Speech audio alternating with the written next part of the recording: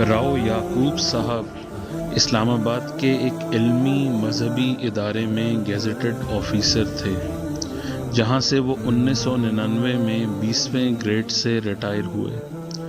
موصوف بہت اچھے قلم کار تھے اور کئی مشکل انگریزی کتابوں کا ترجمہ انہوں نے خوبصورت اردو میں کیا تھا۔ موصوف کے بارے میں ایک روز اخبار میں پڑھا کہ راؤ یعقوب صاحب کا بیٹا راؤ یوسف 1 سال پہلے ہندوستان میں گرفتار ہو گیا تھا، اب وہ رہا ہو کر واپس آ گیا ہے۔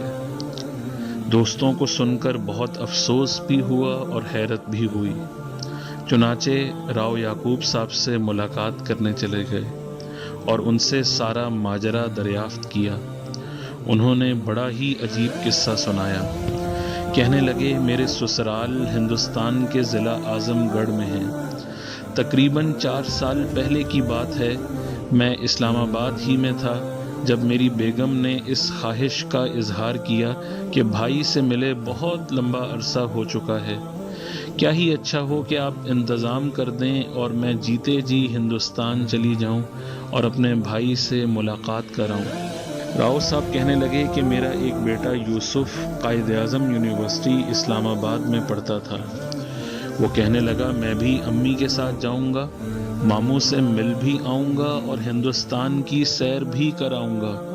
چنانچہ میں نے بھی یہ سوچ کر بیٹے کی تجویز سے اتفاق کیا کہ بیگم کو تنہا سفر نہیں کرنا چاہیے اور دونوں ماں بیٹے کے پاسپورٹ اور ویزوں کا انتظام کر دیا۔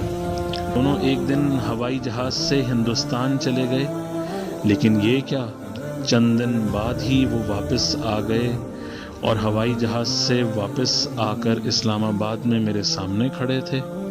میں تو ہکا بکا رہ گیا۔ خیال آیا کہ شاید کسی شک کی بنا پر ہندوستان والوں نے دلی سے آگے نہیں جانے دیا، لیکن ایسا ممکن نہ تھا کیونکہ ہم نے بھارتی سفارت خانے سے قواعد و ضوابط کے مطابق باقاعدہ ویزا حاصل کیا تھا۔ بیگم کا برا حال تھا، اس کی رو رو کے آنکھیں سوجی ہوئی تھیں۔ پوچھا کہ کیا معاملہ ہے، کیا حادثہ ہوا ہے؟ پھوٹ پھوٹ کر رونے لگی۔ اس نے ہچکیوں کے ساتھ بتایا کہ آپ کے بیٹے نے وہاں ضد اور ہٹ دھرمی کی انتہا کر دی۔ بیگم نے بتایا کہ میرے بھائی جس گاؤں میں رہتے ہیں وہاں بجلی نہیں ہے، وہ بڑا ہی پسماندہ علاقہ ہے۔ سب لوگوں نے بھینسیں پال رکھی ہیں، گھر کے ساتھ ہی مویشیوں کا باڑا ہے۔ سبزے اور گندے پانی کی کثرت کی وجہ سے اس گاؤں میں مچھر بڑی کثرت سے ہیں اور خوب پلے ہوئے ہیں۔ چنانچہ رات کو جب ہم سوئے تو یوسف پر مچھروں نے گویا یلغار کر دی۔ اب ہندوستان کے گاؤں کے لوگ تو اس صورتحال کے عادی تھے، مگر یوسف کے لیے یہ بالکل ایک نیا اور بڑا ہی تکلیف دہ تجربہ تھا۔ مچھر اسے کاٹتے رہے، وہ ایک لمحے کے لیے بھی نہ سو سکا، جاگتا رہا اور روتا رہا، اور صبح ہوتے ہی اس نے چیختے ہوئے یہ اعلان کر دیا کہ وہ اس گاؤں میں مزید ایک لمحے کے لیے بھی نہیں ٹھہرے گا اور لازماً آج ہی واپس جائے گا۔ وہ بار بار چلا رہا تھا اور اس مطالبے کی تکرار کیے جا رہا تھا۔ المیہ یہ ہوا کہ اس کے ماموں کا 12-13 سال کا بیٹا اسی دن قریبی ندی میں مچھلیاں پکڑنے گیا اور ڈوب کر مر گیا۔ بیٹے کی میت صحن میں پڑی تھی۔ سارا گاؤں اظہار غم کے لیے جمع ہو چکا تھا، بلکہ قرب و جوار کے رشتہ دار بھی اکٹھے ہو گئے تھے، لیکن یوسف اس انتہائی سوگوار فضا سے مکمل بے نیاز مسلسل اونچی آواز سے چیختا جا رہا تھا کہ میں یہاں ہرگز نہیں ٹھہروں گا اور ابھی واپس جاؤں گا۔ رشتہ دار اسے منانے کی کوشش کر رہے تھے، ماں نے اس کی منتیں کی، اپنا دوپٹہ تک اس کے قدموں میں رکھ دیا۔ ماموں نے روتے ہوئے ہاتھ جوڑے کہ بیٹے مجھے معاف کر دو، میں آج کوئی نہ کوئی انتظام ضرور کر دوں گا، شہر سے مچھر دانی لے آؤں گا اور مچھر بھگانے والا تیل بھی خرید لوں گا، بس تھوڑا صبر کرو، حوصلے سے کام لو۔ میری بہن کئی سالوں کے بعد آئی ہے، اسے چند روز میرے پاس رہ لینے دو، اور اب تو ہمارے گھر پر قیامت ٹوٹ پڑی ہے۔ میرے بیٹے کی میت گھر میں رکھی ہے، اس کا ہی کچھ لحاظ کرو، آج ہی واپسی کی ضد نہ کرو۔ لیکن آفرین ہے اس لڑکے پر کہ اس نے کسی کی منت سماجت اور آہوزاری کی پرواہ نہ کی۔ ماں کا دوپٹہ اٹھا کر دور پھینک دیا اور ماموں کے اشک آلود ہاتھوں کو جھٹک دیا اور ایک ہی ہٹ پر قائم رہا کہ میں یہاں ہرگز نہیں رکوں گا اور آج ہی واپس جاؤں گا اور ہر قیمت پر جاؤں گا۔ چنانچہ تنگ آ کر زچ ہو کر ماموں نے کمال ایثار سے کام لیا، بیٹے کا جنازہ مؤخر کیا اور بہن اور بھانجے کو ساتھ لے کر خود علی گڑھ گیا اور دونوں کو ٹرین پر بٹھا دیا۔ دلی آ گئے اور شام کی فلائٹ سے واپس اسلام آباد پہنچ گئے۔ بتایا کہ اس صورتحال نے مجھے غم اور غصے کی شدید ترین کیفیت میں مبتلا کر دیا۔ مجھ پر سکتے کی سی کیفیت طاری ہو گئی۔ سمجھ میں نہیں آتا تھا کہ کیا کروں اور بیٹے سے کیا سلوک کروں۔ وہ جوان تھا، بے حد ضدی اور اکھڑ مزاج تھا۔ اس پر سختی کرتا تو پتہ نہیں وہ کیا کر گزرتا، اور سختی کرنے کا کوئی فائدہ بھی دکھائی نہ دیتا تھا۔ چنانچہ بے بسی کے عالم میں بے اختیار رو پڑا اور دیر تک روتا رہا۔ صاحب نے بتایا کہ اس واقعے کو 2 سال گزرے، میرے اس بیٹے نے قائد اعظم یونیورسٹی اسلام آباد سے MBA کا کورس مکمل کیا اور ایک بین الاقوامی ملٹی نیشنل کمپنی میں ملازم ہو کر اس کے لاہور آفس کا مینیجر بن گیا۔ عظمت حاصل ہوئے بمشکل 1 سال گزرا تھا کہ اس کمپنی نے دلی میں ایک بین الاقوامی سیمینار منعقد کرانے کا پروگرام بنایا۔ لاہور آفس کو پابند کیا کہ وہ بھی اپنا ایک مندوب سیمینار میں شرکت کے لیے بھجوائے۔ چنانچہ راؤ یوسف اس میں شمولیت کے لیے تیار ہو گیا۔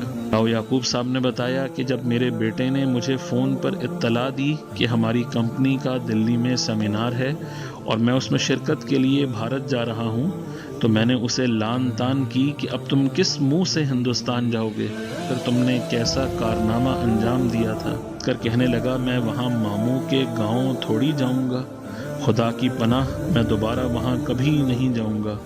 میں دلی جاؤں گا، وہاں ہوٹل میں ٹھہروں گا، سیمینار اٹینڈ کروں گا، دلی اور آگرہ کی سیر کروں گا اور واپس آ جاؤں گا۔ کہا کہ دیکھو احتیاط کرنا، فراڈ بہت ہو رہے ہیں، کسی پرائیویٹ منی چینجر سے اپنی کرنسی تبدیل نہ کروانا، کسی بینک یا رجسٹرڈ منی چینجر ہی سے رقم تبدیل کرانا۔ مگر بدقسمتی سے اس نے میرے مشورے اور نصیحت کی پرواہ نہ کی۔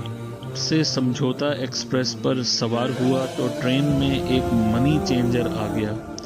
اس نے جھانسا دیا کہ میں عام بینکوں کے مقابلے میں زیادہ ہندوستانی کرنسی دوں گا۔ چنانچہ میرے بیٹے نے اسے 1000 کا پاکستانی نوٹ دے کر ہندوستان کے 100 کے چند نوٹ حاصل کر لیے۔ واہگہ سے آگے ہندوستان کی سرحد شروع ہوئی۔ راؤ یوسف بارڈر کراس کر کے اٹاری پہنچا اور ریلوے بکنگ آفس پر دلی کا ٹکٹ لینے کے لیے 100 روپے کا نوٹ متعلقہ کلرک کو دیا۔ ٹکٹ دینے کی بجائے نوٹ کو جعلی قرار دیا اور فوراً ہی پولیس بلوا لی۔ راؤ یوسف کو گرفتار کر لیا گیا اور ہتھکڑی لگا کر حوالات پہنچا دیا گیا۔ راؤ یعقوب صاحب نے بتایا کہ دوسرے روز مجھے امرتسر سے فون آیا، میں سردار بھگت سنگھ وکیل بول رہا ہوں، آپ کا بیٹا راؤ یوسف جعلی کرنسی کے کیس میں گرفتار ہو گیا ہے، حالات میں ہے، آئیے اور اس کی ضمانت کرا لیجئے۔ یعقوب صاحب نے بتایا آپ میری پریشانی کا اندازہ نہیں کر سکتے، صدمے سے میرا برا حال ہو گیا، لیکن ظاہر ہے بیٹے کا معاملہ تھا، بیٹھا تو نہیں جا سکتا تھا۔ میں اسلام آباد میں تھا اور صحافتی حلقوں میں میرے مراسم بہت وسیع تھے۔ بھاگ دوڑ کر کے ہندوستان کا ایمرجنسی ویزا حاصل کیا، زر مبادلہ میں 1 لاکھ روپے کا انتظام کیا اور دوسرے ہی روز ہوائی جہاز سے دلی پہنچ گیا۔ وہاں سے پہلے میں اعظم گڑھ گیا اور اپنی بیگم کے بھائی یعنی اپنے بہنوئی کو ساتھ لیا اور امرتسر پہنچ گیا۔